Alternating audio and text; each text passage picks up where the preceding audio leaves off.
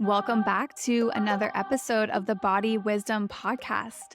I am so excited to have you here, and I've really been loving getting to know you all so much through this podcast. A lot of you really loved episode 2, where I talked about healing your anxious attachment style. And many of you asked for some action items that you can take so that you can start to feel more ease in your relationship. So if you haven't already, go back and listen to episode 2, because that's a great place to start.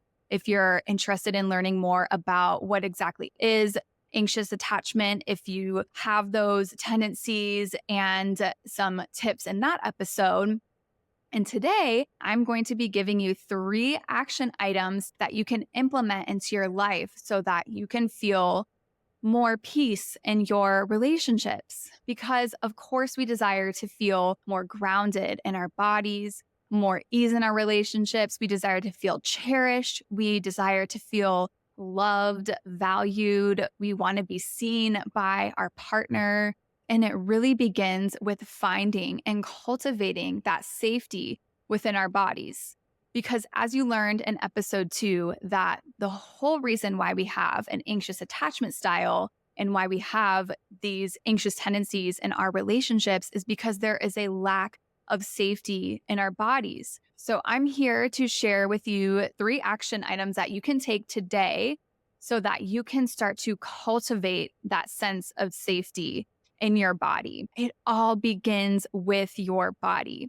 It doesn't really have much to do with your awareness. Awareness is great. Awareness is good to have. I will tell you that my clients, and including myself, we are all very aware of our patterns, our wounds, what happened to us. And when you cultivate a sense of safety, it goes so much deeper than just having awareness about everything.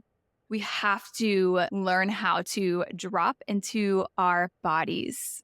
So if you haven't already, again, go back to episode 2 where I talk about all of that, and then come back to this episode and we can start to implement these strategies that I have for you today. So in episode 2, I talk about my experience with healing my anxious attachment. And the way that I healed my anxious attachment was really in my current relationship that I am in. And I was thinking today about some of the little things that I used to do in my relationship that at the time that I was doing them, I didn't think that this was because of my relationship anxiety. I just thought that this was just who I was. But the more that I got into that, the more I realized, oh my goodness, I'm doing this because I am trying to control my relationship, my environment. So that means the person in my life, I'm trying to control him so that my life becomes more predictable. Because when you don't feel safe with your body, you do not feel comfortable with change, with things that you can't control, with unpredictability. It's scary to think that something might happen that is out of your control. And so you do these little things where you're trying to control your environment, trying to control the people around you and micromanage your daily life so that things feel safer. My relationship anxiety was definitely full blast. Something that I did pretty frequently is I noticed when my boyfriend was on his phone, maybe he was texting somebody, maybe he was looking something up, maybe he was scrolling on Instagram. I would get really hyper vigilant about him being on his phone. The story I was telling myself is that he must be texting somebody else and he's not interested in me. And whatever he's doing on his phone is just way more interesting than me. And that means that I'm going to be abandoned because, of course, he's texting somebody else. So one of my micromanaging strategies that I would do is I would ask him, oh, what are you doing on your phone? What's going on? Who are you talking to? And that didn't feel very good for him because he could tell by my tone of voice that I was trying to be a little bit controlling. And it caused a little bit of tension in our relationship. He could feel from my energy that I was not safe in my body. He could feel that controlling tactic that I was doing. I thought I was creating more safety in our relationship because, in my mind, if I could control what was happening in our relationship, then I would be okay. Then things would be predictable for me.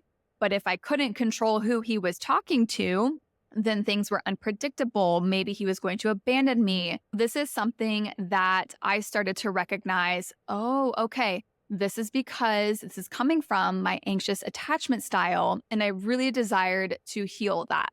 So this took time. This took time for me to identify the root cause of why I was so worried about who he was talking to and why, in my mind, that equaled him abandoning me.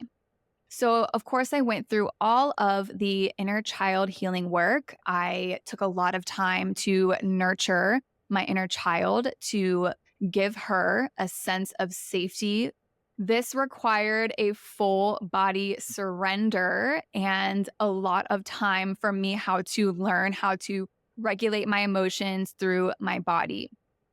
Since I have healed my relationship anxiety, I feel very confident with my boyfriend. So now when I see him on his phone, honestly, my thoughts are awesome. Go do what you want to do. Go live your life. I have no issue with who he is talking to because I know that just because something happens, even if he is talking to somebody else, which I know that's not happening, but I am safe with me no matter what.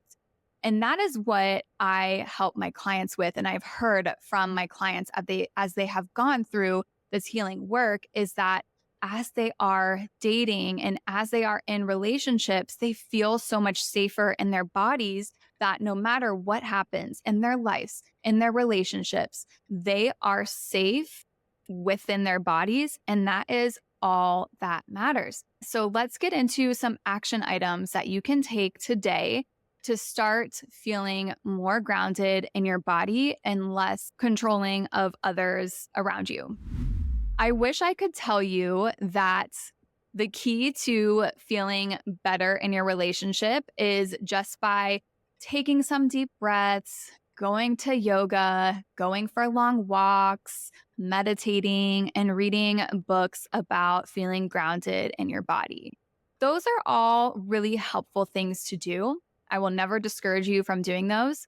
But the women that come to me for support with actually healing their bodies from an anxious attachment style, they're already doing all of those things. They're doing all of those things and they're wondering why they still feel so anxious in their relationships. Those things like taking a deep breath when you get triggered, that's going to help you feel calm. Things like stepping back from an argument that you're in with your spouse and taking some deep breaths, that is super helpful. I will never discourage you from doing that. But that's not going to be what heals the root of your anxious attachment style. So the first thing that I want to talk about is balancing your blood sugar. Every single time I have a new client in my practice, or when I talk about this in my group programs all the time, your blood sugar is directly related to your mental health and well-being, especially anxiety. I'm sure you've heard of being hangry, or you might complain to somebody like it's almost lunchtime and you're thinking you're starting to get hangry and a little bit irritable. Your blood sugar is so important to look at when you're experiencing anxiety in your life because it can totally contribute to a lot of your anxiety. Years ago in my early 20s, when I experienced a lot of anxiety, I was always really confused why I felt super anxious right before lunch and sometimes even right after lunch. And as soon as I fixed my blood sugar and created a lifestyle that really supported having a balanced blood sugar, my life drastically improved. So it's really important if you experience anxiety in any kind of way to really look at if you are living a lifestyle that supports a balanced blood sugar. The reason why this happens and the reason why this is so important to look at is because when our blood sugar spikes, so let's say we had a meal that was really high and sugar and carbohydrates. Say you had cereal for breakfast or something really sugary and a cup of coffee. When your blood sugar starts to come crashing down, your body starts to go into an alert mode. In order to get your blood sugar back up, your body has to secrete stored glucose, stored sugar. When your body releases that stored sugar, it also releases the stress hormone, which is cortisol. So, this makes you feel a lot of anxiety. You might feel really irritable, shaky. Your vision might actually even feel like you might get a little bit of tunnel vision. You might feel a little bit sweaty, clammy, and this can really contribute to your anxiety. So, here are some ways that you can help balance your blood sugar. The first thing is, of course, always making sure that when you're eating a protein and a healthy fat. That is going to help stabilize your blood sugar so that you don't have those peaks and dips throughout the day. You also want to avoid going long periods of time without eating. So, this is why you really want to check in with yourself if you're following intermittent fasting or if you're eating breakfast in the morning and then waiting until way late in the afternoon to have lunch. You want to aim for eating actually every 3 to 4 hours.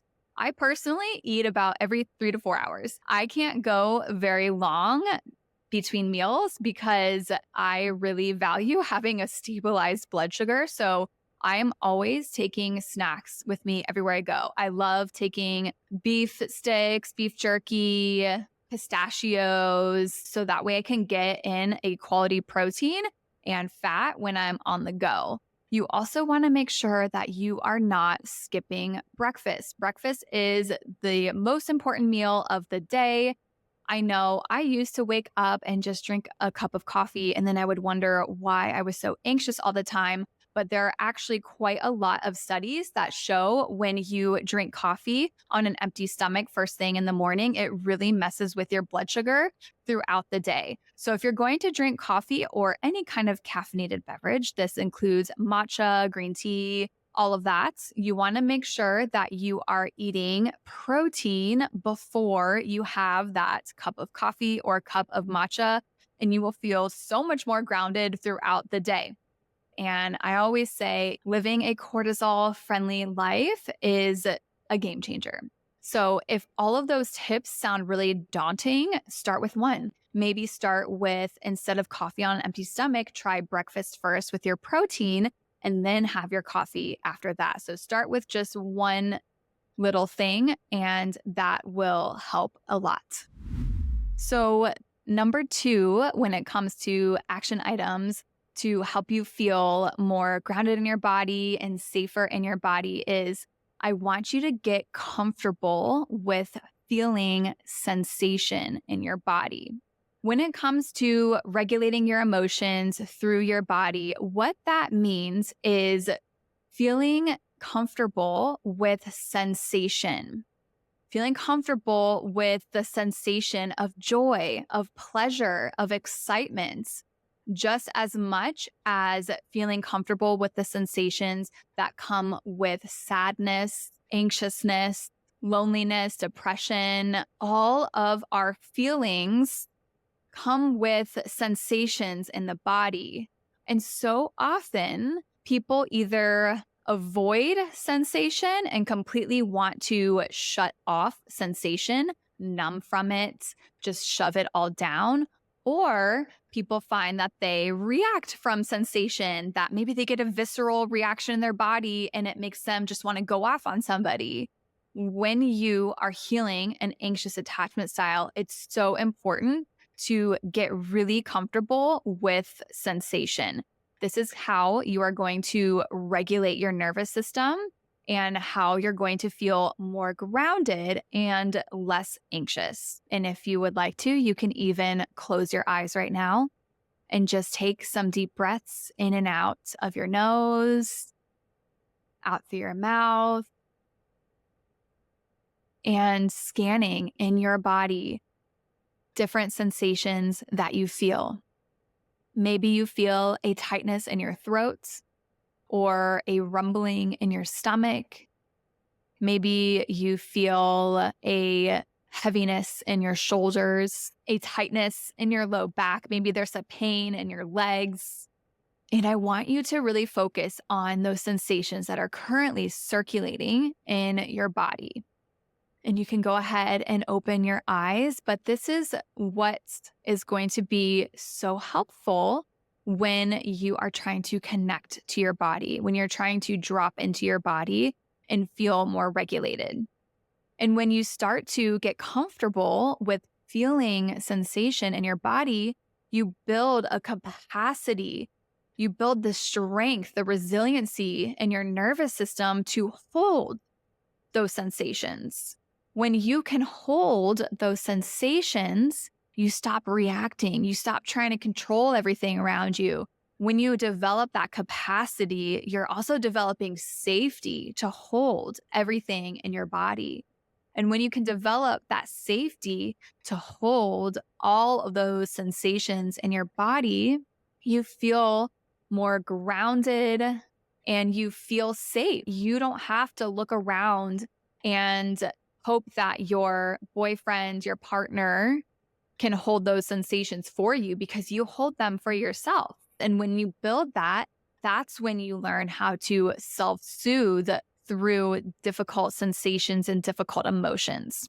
Because when you get triggered in your relationship, that usually is a pretty intense reaction in your body. A lot of people say that they get a very big visceral reaction in their bodies, and it's very difficult to hold. That's why so many of us want to react when we get triggered. When our boyfriend or husband triggers us and says something that is very confronting and that visceral reaction happens in your body, our immediate reaction is to just fight back, is to say something that relieves that tension in our body.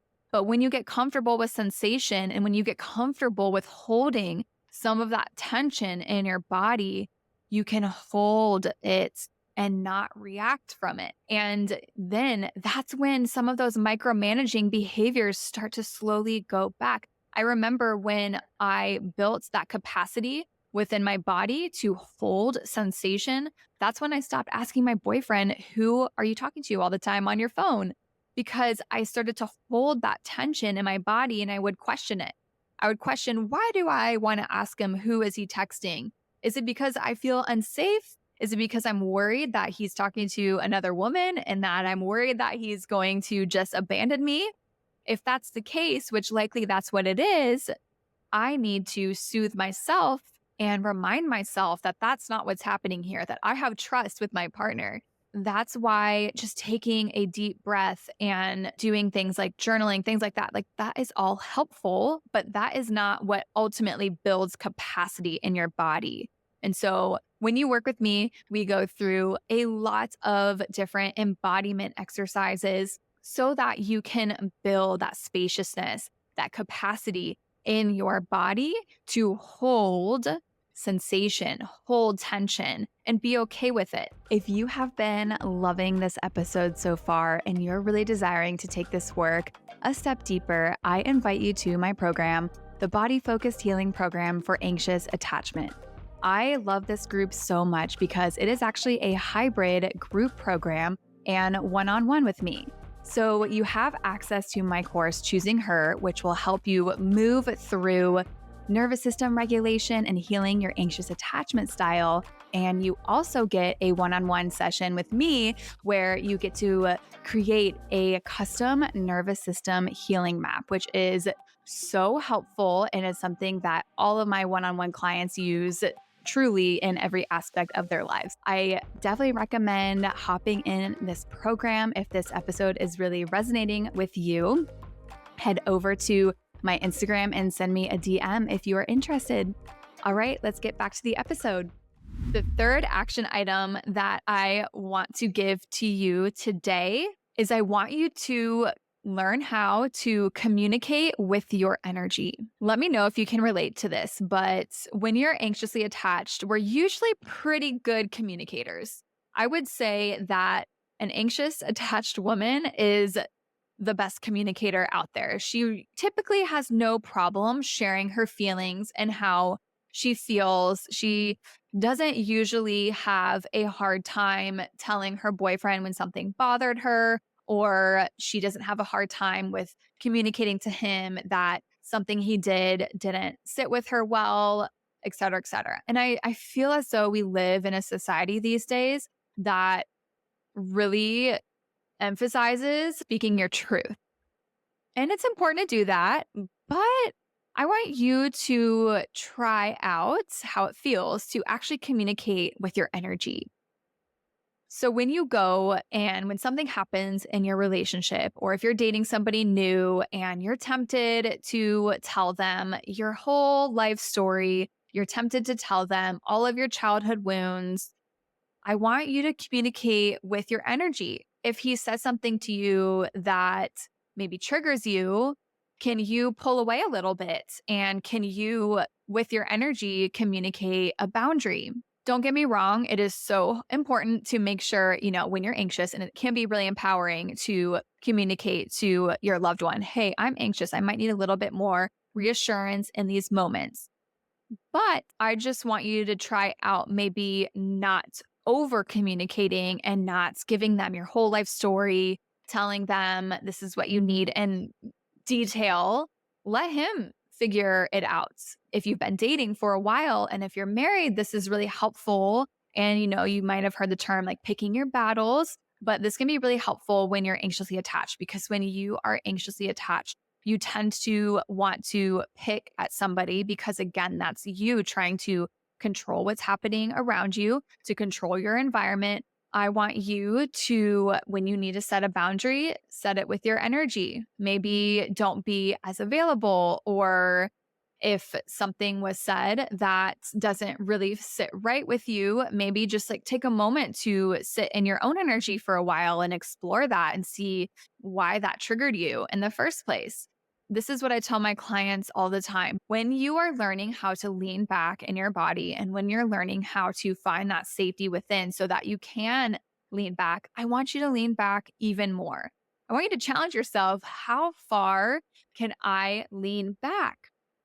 And sometimes it can be really tempting to want to over communicate our feelings, to over communicate how we feel in our relationships. But I want you to try this one out where you lean back and find that safety within. Explore in your body that little part of you that feels safe. Focus on that. Breathe with that in your body and allow that little part of you that feels safe to expand so that you can lean back and maybe not communicate your feelings every time something comes up. Because we really do have to take radical responsibility of what we are going to communicate with our loved ones. It's not necessary to bring up every little thing that goes wrong, because that's just going to create a lot of tension in the relationship. But what we can be responsible for is holding that tension within and then communicating with our energy some boundaries.